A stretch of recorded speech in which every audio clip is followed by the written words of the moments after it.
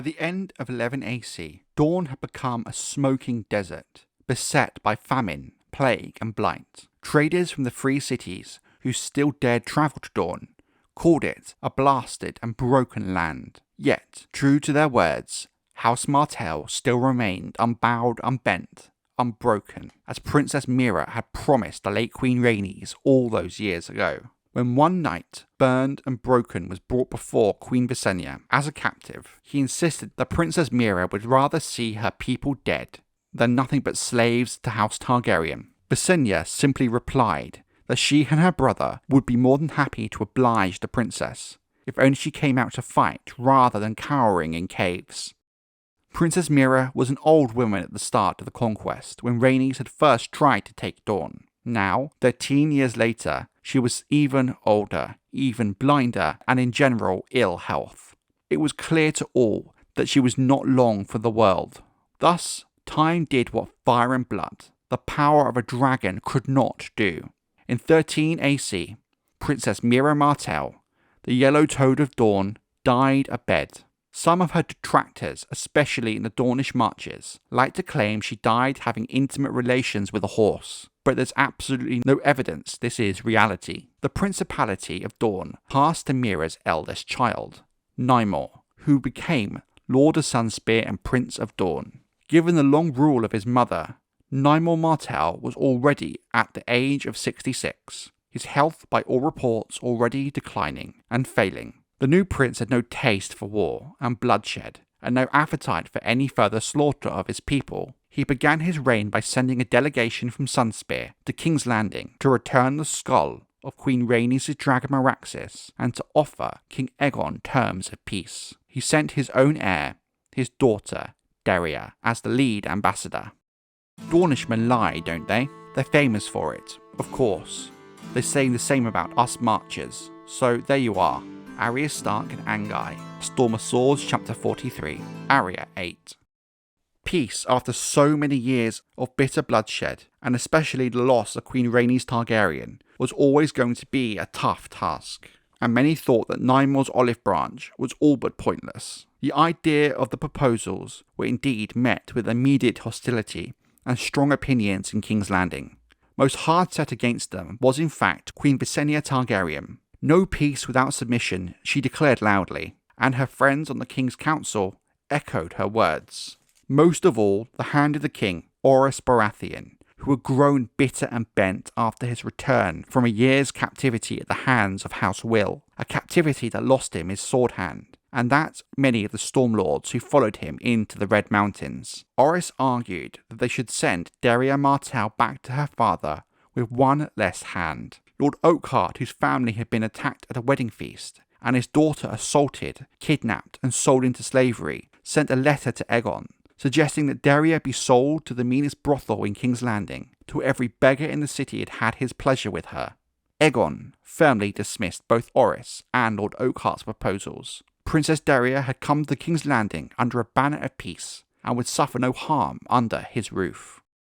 It was then that Princess Daria presented the king with a sealed letter from her father. For your eyes only, your grace, Daria Martell to King Aegon I, Fire and Blood, Reign of the Dragon.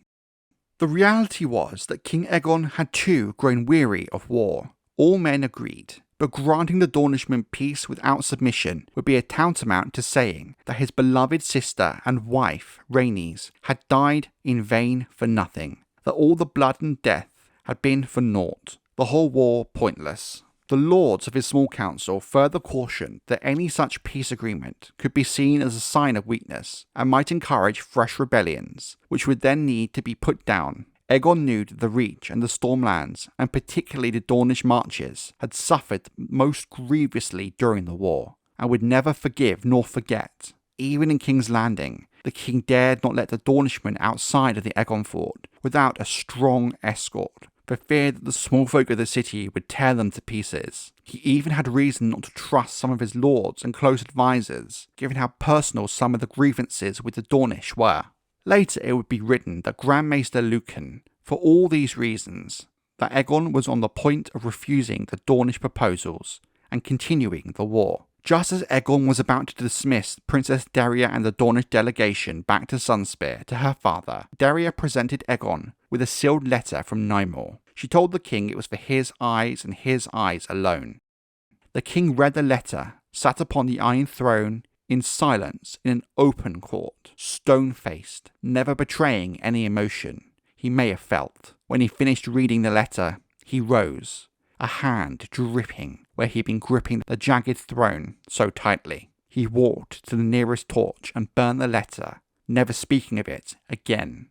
That very same night he mounted his dragon Balerion and flew across the waters of Blackwater Bay to his home of Dragonstone upon its smoking mountain. He returned to King's Landing earlier that next morning as the sun was rising, upon which Aegon agreed to the peace terms offered by Prince Nymor, signing a treaty of everlasting peace with Dorne. Even today, no one can say with any level of certainty or clarity what might have been in the letter from Prince Nymor that had turned the normally unshakable King Aegon so pale and shaken that very day.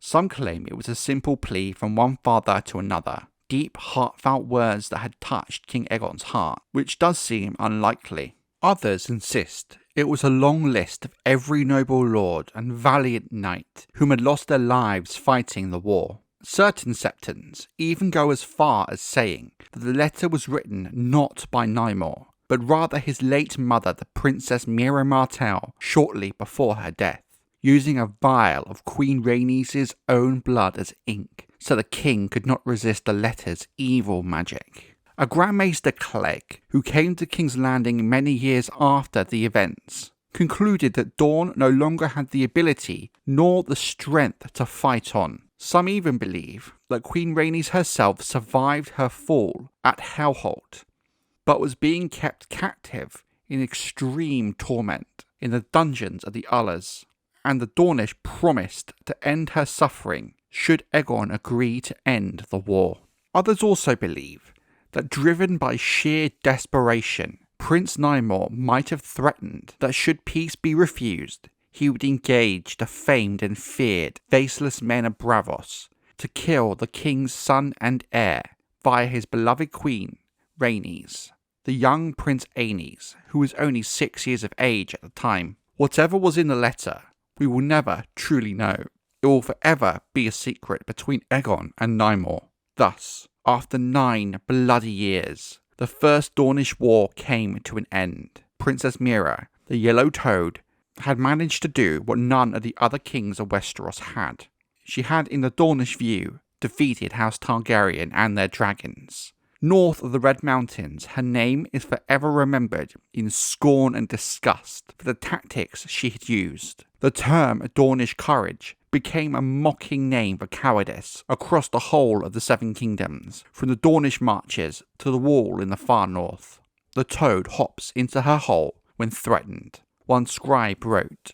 Another said, Mira fought like a woman, with lies, treachery and witchery. The Dornish victory, if you can even call it a victory, was seen to be dishonourable, and the survivors of the fight and the sons and the brothers of those who had fallen promised one another that vengeance would need to wait for a future generation, and the ascension of a younger, more bloodthirsty king. Though he would sit the Iron Throne for another 24 years, the Dornish conflict was the last war of Aegon the Conqueror.